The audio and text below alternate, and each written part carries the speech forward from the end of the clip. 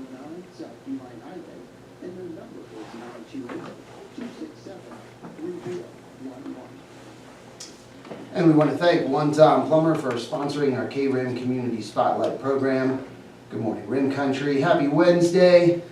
Hope you're having a beautiful morning. The weather is beautiful outside today. Another 60-degree day here in Payson, so hope you have a chance to get outside and enjoy it a little bit. Well, today we're talking with District 1 Supervisor Steve Christensen. Good morning, Steve. Morning, Chris. Morning, Rim Country. And we're going to be talking about Gila County and what's happening not only in District 1, your district, Right. but in all of Gila County. It's a beautiful county, a wonderful county, and there's a lot that is always happening, always going on. So it's great to hear from you just about those things that are happening. Yeah, I'd love to do that. I'd love to come in and talk about Gila County, and we have a very diverse county, all the way from the north to the south. In fact, some people think it's really, at Roosevelt Lake, kind of divided. There's the southern, there's the northern, and that's probably very true as far as the kind of climate, the kind of conditions, maybe the kind of economy. It's all different. So the north is growing. Most of the other parts of the county are not really growing. Maybe a little bit in Tonto Basin at the moment. Yeah. But mostly it's the north that grows. But all in all, we're not growing super rapidly. Nothing like Maricopa County. Oh, no. When you go down to the Phoenix metro area, goodness, it seems to be bursting in every direction. It's giant warehouses being built, and neighborhoods, incredible. Yeah. And so we're talking about hundreds of thousands of people in that county coming in, but and of course they come up to visit, which is good. Tourism, we encourage that. Gila County has about a little bit more than 50,000 people as permanent residents, which is really a small number. That is. That's exactly what I was thinking. I was going to ask you what the population is. So it's just over 50,000. Right in that area. And so it's been at that number for quite a long time, hasn't it? It has, and so we lose a little bit. Like the South is probably losing a little more than the North. The North does not really lose. We're gaining a little. So we had to redistrict a couple years ago.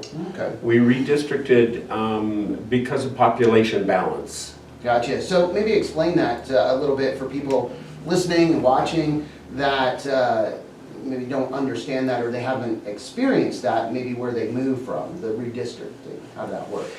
Right, so we live in a representative republic, and so what that means is that we elect officials to represent the populace. And so as an elected official, I represent District 1. There's a total of 3 districts in Gila County. There's 15 counties in Arizona, and they are either 3 districts or 5 districts, depending on population.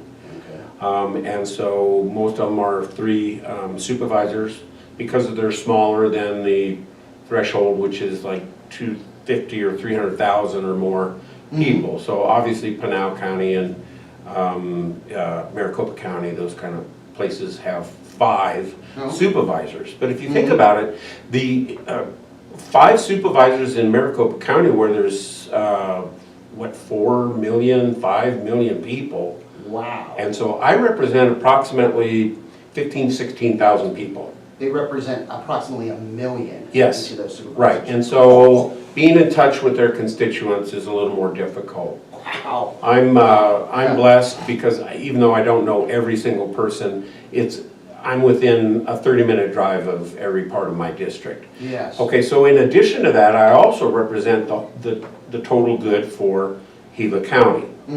And so being in a representative government, meaning this starts all the way up with federal level, the state level, the local level, then we elect officials to represent us, and we do that pretty often.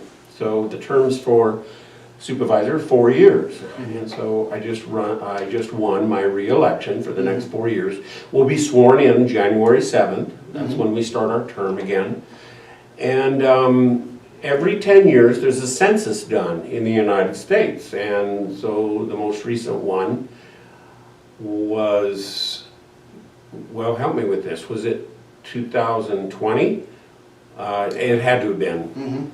And so The results of that then show the different populations and whether there's been shrinkage or growth and so we will quite often change the boundaries of the district within the county so that it rebalances the representation. Gotcha.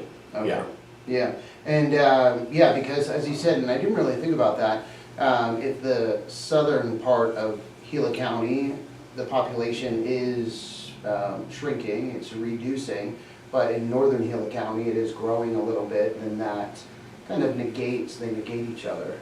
And to keep the overall county population about the same, but as you said, it wouldn't be really fair, there wouldn't be fair representation if that redistricting wasn't done. Because then you would be in District 1 and having Pine, Strawberry, Payson. If that population is growing, now you might be representing 17, 18, 20,000 people versus in southern Gila County, that number is going down and maybe they're representing that supervisor 12, 13,000. Right. And so we try and balance that every 10 years. And we're allowed to be off by 10%. Oh, okay. And we were at 9.8% this last census, so we decided to go ahead and redistrict. And most of the changes occurred in the north up here where Supervisor Klein, his district increased. He's in District 3. And so he has, as far as the north goes up here, a lot of people think that my district is just the entire north, and it's really not. It's divided kind of in half. So I do have Pine, Strawberry, and Mesa-Dell, and on into about 3/4 of Payson. And then Supervisor Klein has a portion of southern Payson toward the tribe area, but then he takes over the Rim Club, the Chaparral Pines, Star Valley, all the way out to 60, the entire Control Road, all the way out to Colcord Road. And then of course from there, those are the places I gave up this last time. And then his district continues south, takes over San Carlos Reservation all the way down to Hayden and the very southern part. So his district is enormous. Oh yeah. As far as square mileage. And mine is the smallest as far as square mileage, and so it's so it's, I feel that's a blessing to me because I can, a constituent calls me, says, I have a concern at East Verde Park or I have a concern in Pine. I can be there in about 20 minutes, just take a look at it. Yes. Yeah. Versus Supervisor Klein, it might be. He's got to plan it. An hour. Or plan it. Yeah. Well, I'll be down there, in a couple weeks, I'll look at it. Yeah. So it becomes a bit different. So congressionally, like if you look at Eli Crane's district, who is a U.S. congressman, I mean, it's enormous. It's one of the largest districts in the United States as far as square miles. And it's bigger than some states. So. Yeah, especially back east and coming from back east, being born and raised in Pennsylvania, which is one of the larger states back east, but you have all of the small New England states, like Jersey, Maryland, West Virginia, a lot of small states and southern states. Remember, you do a drive down to Florida, you're going through, how many states, where out west, a little bit different. Right, exactly. A little different. So, so what else? What is going on in Gila County? I know it probably like other places, as far as government goes, it around the holidays slows down a little bit because everyone is getting ready and for the holidays. Oh, sure, vacations, New Year's, all of that. So we only have one more meeting this year, and that's December 17th. So about 13 days away, we'll have our last meeting for this year. We'll probably finish up a few things on that meeting. I'm not sure if the short-term rental final agreement and everything will be on that agenda or in January, but that's coming soon, so we'll be looking at finalizing that. We've had a lot of really open discussions, a lot of input from the public and things, and so that's one of those issues that has really the pendulum swings both directions in the extremes as far as what people want or don't want. And so we're trying to come up with a reasonable ordinance to where people that own property in our neighborhoods, and this is, the jurisdiction would basically be outside of the town of Payson, the town of Star Valley. It's in the rural Gila County.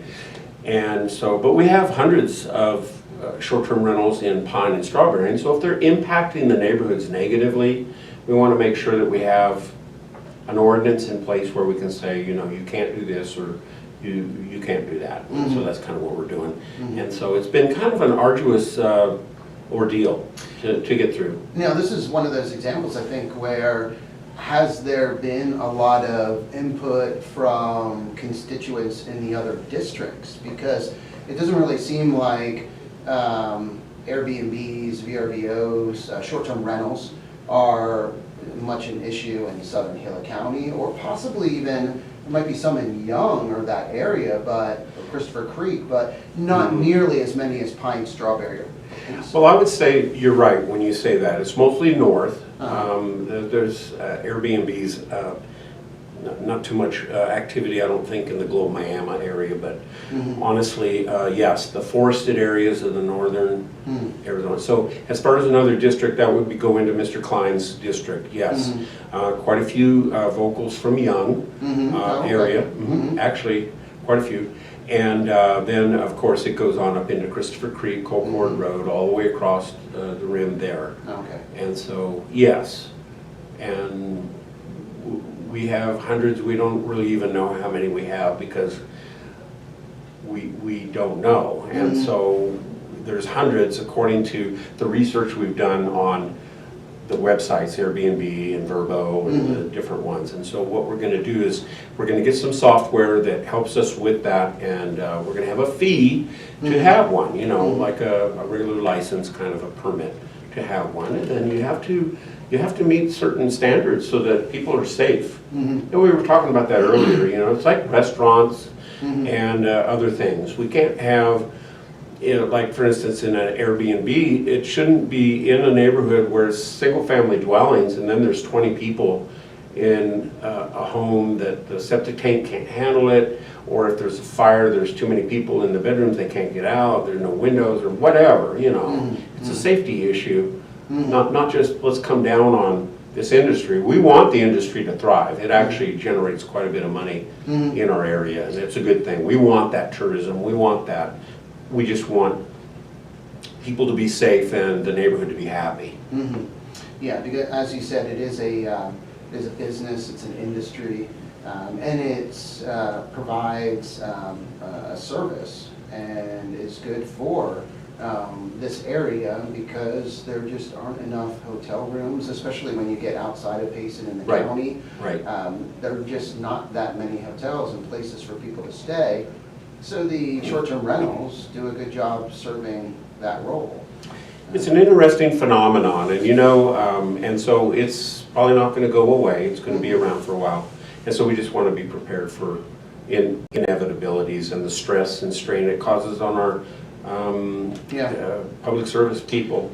And it's interesting, and I don't know if they started, and I don't think they did, but in Arizona, I think really it was, and I remember Governor Ducey, it was an attempt to help homeowners keep their homes.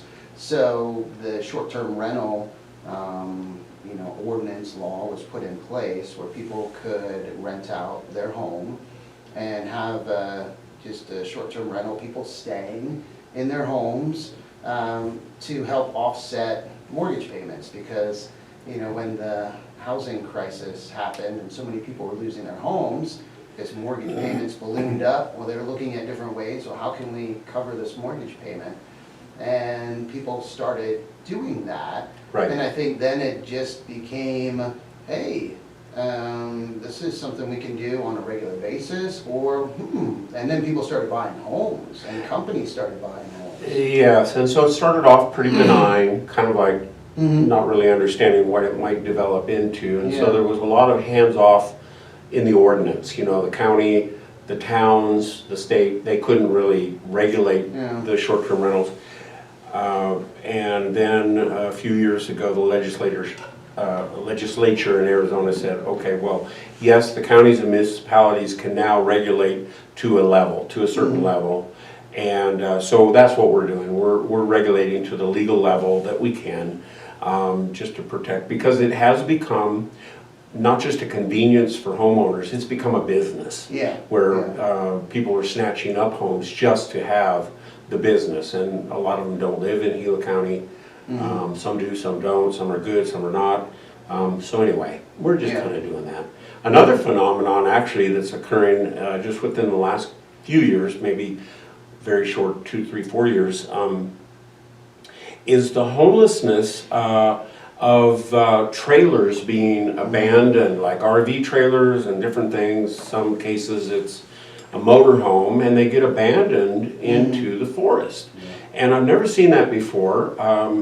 It's a recent development, and now it's becoming, maybe not an epidemic, but it's become concerning enough to where Gila County now, working with the Sheriff's Department and the Forest Service and a recycler, in order to get these trailers, all the garbage that's associated with them, because they're not viable anymore. They're completely like destroyed.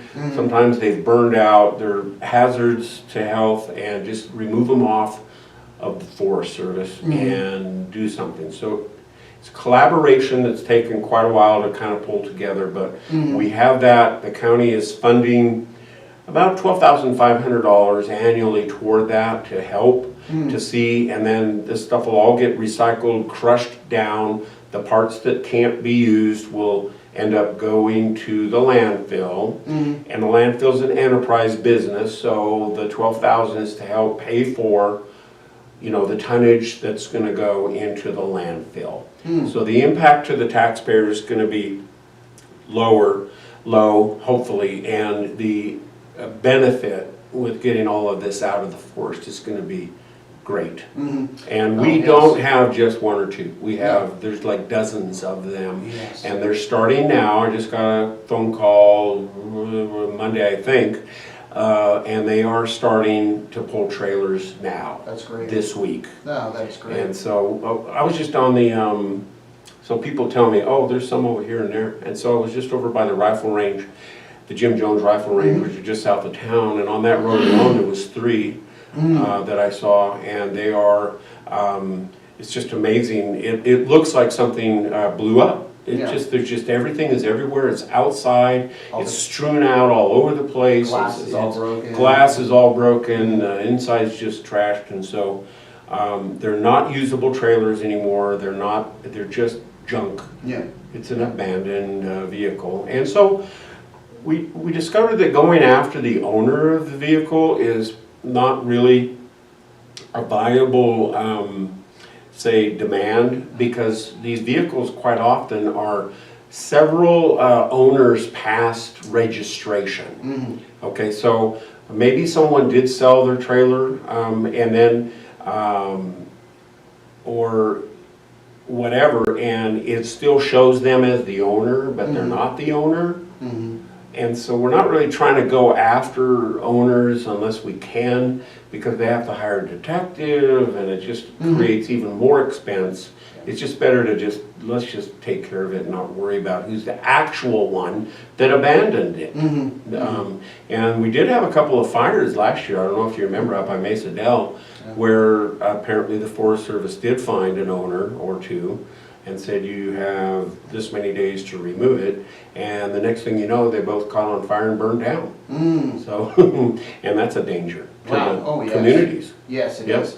And you probably remember, or it wasn't that long ago, but the trailer on Main Street. So on the lot that the town of Payson purchased, someone decided to dump a trailer. Yeah, the town has really cleaned that property up. It's nice. Yeah, so you see, that's why those rocks were put in place, and the large rocks with the hooks in them that the chain can be put across the entrance. Right. So that way, you know, they can close that off so people can't pull a trailer. And because There's a certain amount of time that you have to wait. There's a process, and especially when it's a government property. Right. It's different than if it's private. Well, you have to tag it, then you have to impound it, then you have to wait a certain amount of days. It's just kind of a nightmare. Yeah, and with a large trailer like that, as you know, a lot of these in the forest, there's some big trailers.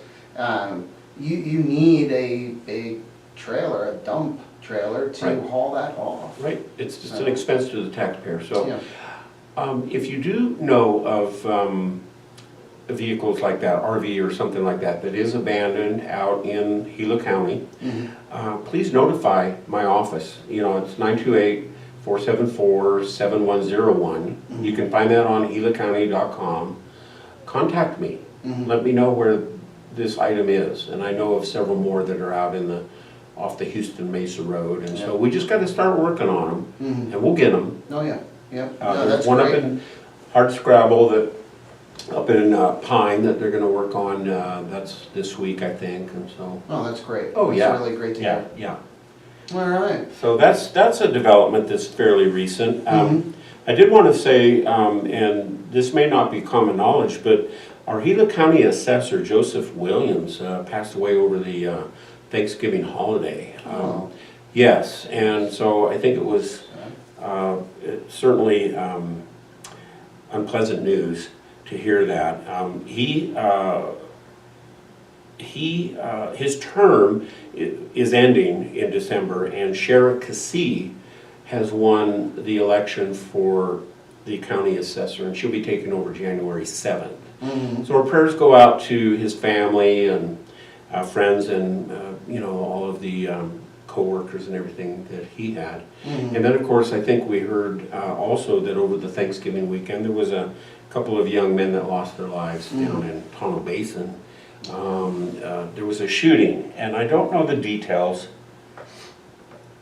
on either of these things I just brought up. So I really don't know why or what's going on, but I just, it's a sad time for that, and there's grieving people. And so I just wanted to mention that as something that to be considerate. And what we do know is that there is a memorial and team roping in memory of one of the young men that was a resident here in Rim Country in Gila County, Colton Boyle. Okay. So that is taking place Saturday, December 14th at Earnhardt's Little Green Valley Ranch. And there's flyers that are all out over Facebook. I'll send this to you, Steve, so you have this as well. Yeah. And it is roping at 11, but then they'll have a celebration of life and a luncheon to follow the roping, and then they'll go back to roping. But Jeff Lister is the contact for this, and his phone number's on the flyer, but his phone number is 928-978-1648. So if you wanted to donate something to this or make a donation, there's also it's not a GoFundMe, but another type of page that has been established for donations to go to the family.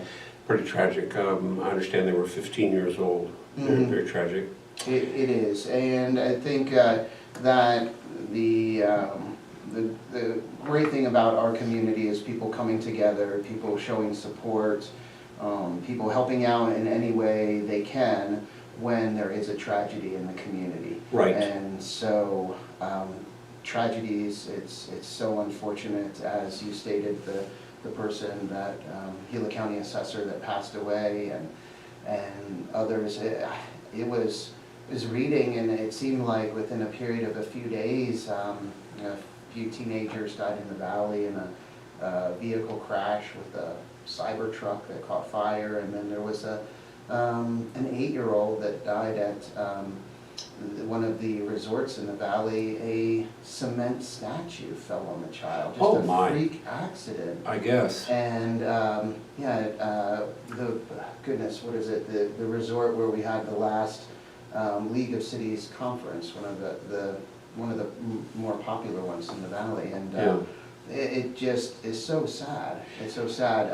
It's really sad to hear about young people. Young people, but dying, so. But I'm very, I feel very fortunate, feel very blessed that we are in this community in RIM country, to where we're here and supporting each other.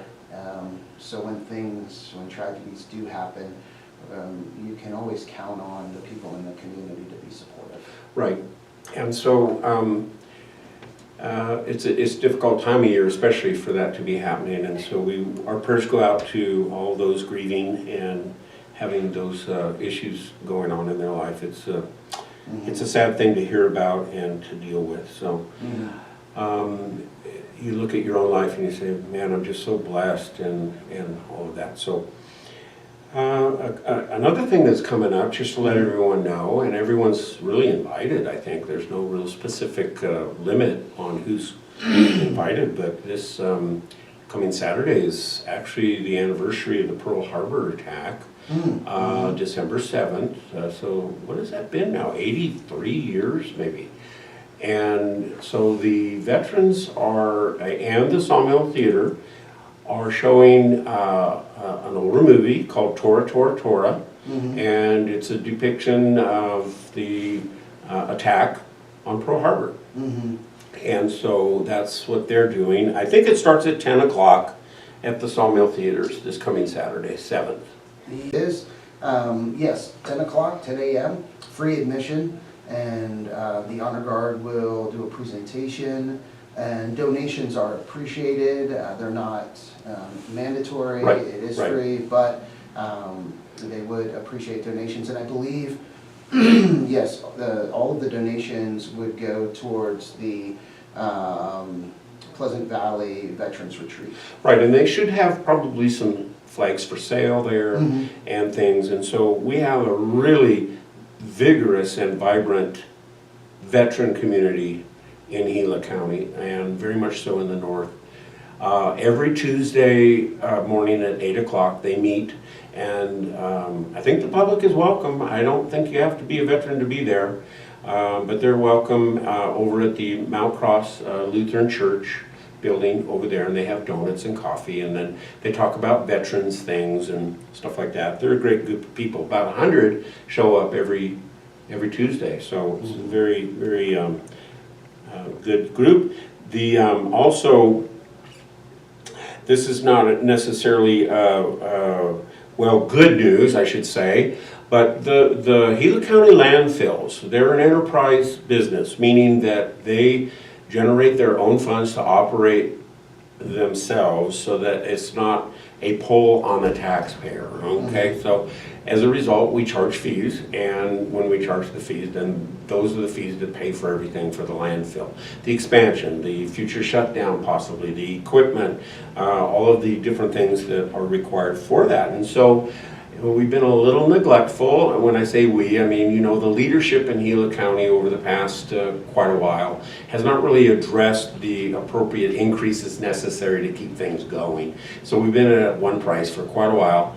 So yesterday at our meeting, we decided, we've had several work studies on it, and if you missed them, you missed them, but it's not like we're doing it in secret behind the door, you know, but we are going to raise prices. And it's not going to affect some of the smaller, like the residential, commercial, and green waste that are of low poundage, like when you go or I go and I've got a little bit of garbage around my house, I want to take it. We're still going to have dollar days if you want to do dollar days, but if you come in under, you know, the weight required there, which is 250, 300, somewhere in that area, then those fees are going to stay the same, about $7.50 minimum kind of a thing. But when it comes to the larger tonnage things for residential and commercial, that's going to go up.